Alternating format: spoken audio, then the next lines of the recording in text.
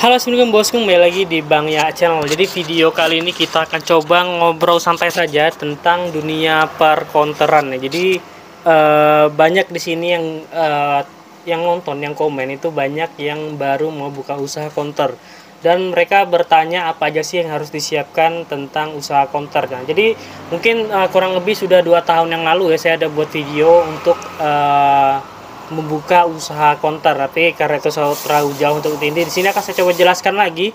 Mungkin yang baru mau buka di tahun 2024, karena tahun yang lalu dengan tahun ini tuh yang kita butuhkan ada sedikit perbedaan, teman-teman. Oke, jadi buat teman-teman semua yang baru mau buka usaha konter, tonton video ini sampai akhir. Oke, sekali lagi di sini bukan maksud saya untuk menggurui ataupun merasa yang sok paling tahu, tapi di sini saya coba untuk menjelaskan apapun yang saya ketahui dan orang sekitar saya pernah alami. Jadi ini adalah saling sharing saja pengalaman saya selama ini, teman-teman. Nah, jadi untuk yang pertama yang pastinya kita harus sediakan tempat, teman-teman.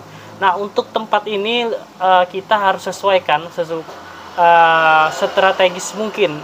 Seandainya memang usaha konter ini adalah untuk usaha satu-satunya ataupun pendapatan yang kita harapkan satu-satunya. Jadi jangan terlalu fokus dengan seandainya mentang-mentang di depan rumah kita nggak bayar sewa, tapi sedangkan posisinya itu tidak menguntungkan. Jadi saran saya untuk tidak, kecuali teman-teman semua hanya untuk sampingan, seandainya habis pulang kerja ataupun pas libur buka konter itu nggak masalah. Tapi seandainya jadi satu-satunya mata pencarian ataupun pendapatan, teman-teman saran saya biarpun di depan rumah teman-teman ada kosong dan nggak bayar sewa, tapi posisinya tidak pas, lebih baik kita menyewa di tempat yang lain dan memiliki pasar ataupun daya tarik ataupun daya jual yang cukup tinggi, sehingga untuk kedepannya semakin berkembang, teman-teman. Jadi seandainya kita buka di depan rumah dan itu di dalam gang, itu nggak bakalan susah jalan, karena lingkupnya yang dicakupnya hanya daerah di sana, teman-teman. Seandainya kita di pinggir jalan, apalagi jalan rame, yaitu di misalnya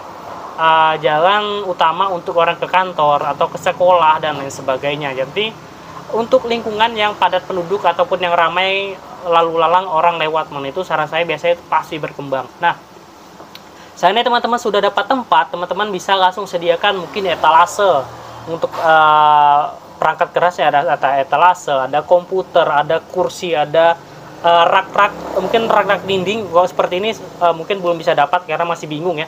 Rak-rak dinding, rak-rak gantung itu biasanya ada. Kalau seperti ini mungkin dijual online juga sudah ada ya.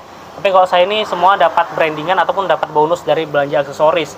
Nah, jadi mungkin tangannya teman-teman baru beli, mungkin baru buka konter, mungkin masih bingung, mungkin bisa pakai cantolan yang ram ataupun rak yang kotak itu, yang kotak-kotak. Itu bisa dijual mungkin harganya sekitar 150-160 tergantung ukuran, teman-teman. Nah, seandainya sudah, teman-teman tentukan dulu supplier untuk entah itu voucher ataupun kebutuhan kartu perdana dan aksesoris ataupun server seperti untuk jualan pulsa dan lain sebagainya. Teman-teman tentukan. Seandainya sudah dapat yang pas yang di daerah teman-teman, itu mungkin bisa teman-teman langsung order saja dan persiapan konter. Jadi teman-teman branding aja konter, teman-teman tulis saja di depannya. Saran saya 1 minggu atau 2 minggu sebelum opening, teman-teman harus sudah sediakan banner di depan konternya, walaupun belum jadi ya. Jadi fungsinya untuk memberitahukan ataupun iklan ke orang-orang sekitar ataupun orang yang lewat bahwa di situ akan buka konter. Jadi seandainya sudah buka, itu konsumen sudah tahu dan pastinya mungkin mencoba untuk konter teman-teman. Nah, jadi itu nanti untuk yang perangkat kerasnya seperti mungkin komputer ataupun handphone, ada etalase, rak kartu, panjangan dan lain sebagainya. Dan tentukan supplier juga. Jadi mungkin pertama-tama teman-teman ambil voucher, contohnya misalnya biasanya kan yang pertama itu nggak ada salesnya, teman-teman. Jadi kita nggak bisa langsung tembak langsung karena kita belum dapat sales. Jadi kita beli aja dulu ke tempat grosiran, nggak usah banyak, tapi yang penting lengkap ya. Jadi kita lengkapin saja dulu, misalnya 55 atau 33, itu nggak apa-apa. Nah, seandainya sudah jalan, biasanya akan sales datang, teman-teman. Nah, saat sales sudah datang, itu biasanya kita ditawarin dengan server. Entah itu dari Tri, dari Indosat itu ada eSimple, ada Tri dari Rita, Telkomsel, Digipos, XL, Axis, ada Dompul. Nah, jadi seandainya sudah didaftar itu, teman-teman bisa langsung injek voucher sendiri, teman-teman. Jadi stepnya seperti itu. Jadi teman-teman tinggal daftar di aplikasi tersebut dari provider, nanti bisa transaksi voucher sendiri, sehingga tidak beli ke supplier lagi. Jadi kita bisa menghemat budget juga. Jadi seandainya saldo 500, saldo 1 juta itu bisa kita tembakkan berbagai macam voucher. Saat orang beli baru kita eksekusi teman-teman. Nah, seandainya sudah memang jalan, itu insya Allah brandingan akan datang teman-teman. Dan sales itu justru dia akan mengincar kita teman. Jadi kita nggak usah perlu heboh cari sini cari situ. Kita boleh juga mencari, tapi sebenarnya tenang saja, pasti akan ada sales teman-teman. Rentangan waktu mungkin sekitar 3 bulan atau 5 bulan itu biasanya sales sudah mulai berdatangan teman-teman. Nah, saat sales sudah datangan, insya Allah usaha kita makin bisa berkembang. Nah, jadi untuk server tadi teman-teman, saran saya untuk sediakan server 2 server minimal. Jadi server lokal dan server nasional. Nah, jadi server lokal mungkin tanyanya teman-teman bisa tanya langsung ke counter terdekat ya. Jadi mungkin bisa tanya server yang bagus apa di daerah sini. Dan mungkin bisa cari juga di Facebook atau di mana, itu ada banyak server di grup-grup counter ya, kayak di counter Indonesia atau jualan pulsa Indonesia, itu di Facebook ada semua. Jadi kalau saya itu pakai Radar. Jadi saya teman-teman mau join di Radar lewat referral saya itu saya gantungkan di deskripsi nanti ya. Dan juga ada FastPay juga, ada Top Indo juga, macam-macam. Jadi kalau saya itu menggunakan 7 server teman-teman. Jadi itu meminimalisir seandainya satu server ada gangguan, jadi kita bisa menggunakan server lain. Dan juga itu saya bedakan pulsa 10.000 di sini, pulsa 20.000 di sana, karena masing-masing berbeda. Walaupun selisihnya hanya 10 rupiah, 100 rupiah itu sangat lumayan teman-teman. Nah, seandainya teman-teman sudah menemukan server, teman-teman tinggal melakukan iklan ataupun promosi ke konsumen. Nah, jadi promosi ataupun first impressionnya konsumen saat beli di counter teman-teman itu sangat perlu teman-teman. Jadi jangan teman-teman sepelekan. Jadi teman-teman mungkin bisa ramah atau membuka promo ataupun diskon dan lain sebagainya. Jadi kita perlu menyediakan diskon teman-teman untuk awal-awal buka, sehingga konsumen itu tertarik. Jadi karena saat first impression kita dengan konsumen itu jelek, konsumen nggak bakal kembali, percaya. Jadi saran saya itu teman-teman, untuk meningkatkan profit ataupun statistik penjualan kita di bulan berikutnya. Nah, jadi untuk saran saya juga, seandainya teman-teman buka usaha counter, jangan mau 1 bulan, 2 bulan, 3 bulan langsung minta ramai. Itu nggak bisa teman-teman, itu sangat sulit.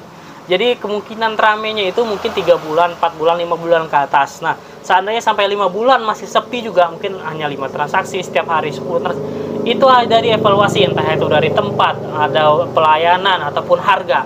Jadi hanya 3 itu teman-teman, ada tempat, ada pelayanan dan harga. Jadi problemnya sebenarnya ada di sana. Jadi seandainya selama 5 bulan nggak ada perkembangan, teman-teman cek salah satu itu. Mungkin tempatnya, lokasinya kurang strategis, ataupun pelayanannya kurang baik, ataupun harganya juga yang kurang bersahabat dengan konsumen.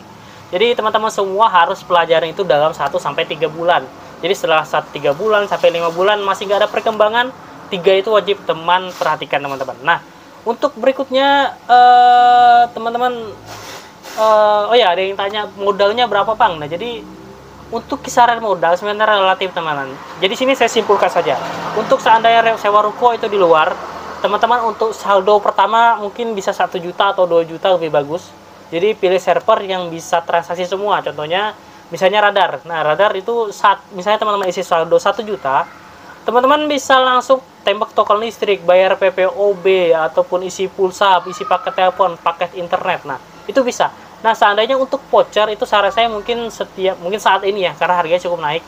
Telkomsel di 1 juta, Indosat 1 juta, Tri 1 juta itu cukup. Seandainya teman-teman beli yang langsung jadi.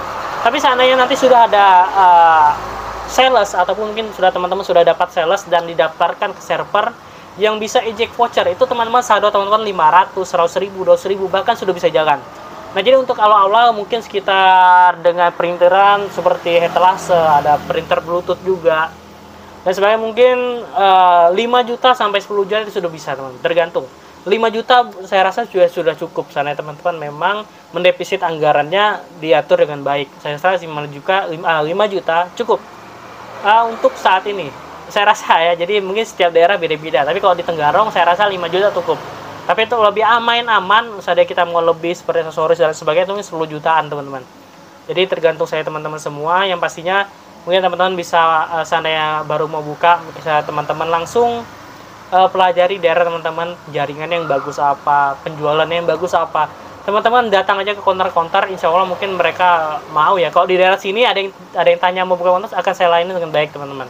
Karena di sini saya nggak pernah anggap counter lain itu saingan. Jadi kita rangkul sama-sama dan lain sebagainya. Yang penting kita nggak saling merugikan, teman-teman. Oke, saya rasa video kali ini itu aja ya. Next, mungkin ada teman-teman masih bingung ataupun saya ada salah kata ataupun salah penjelasan yang kurang jelas, teman bisa komen di kolom komentar. Nanti akan saya coba balas satu-satu ataupun akan saya reply di video saya berikutnya. Untuk video kali ini itu aja. Jangan lupa like, komen, dan subscribe. Assalamualaikum warahmatullahi wabarakatuh. Bye, salam sukses.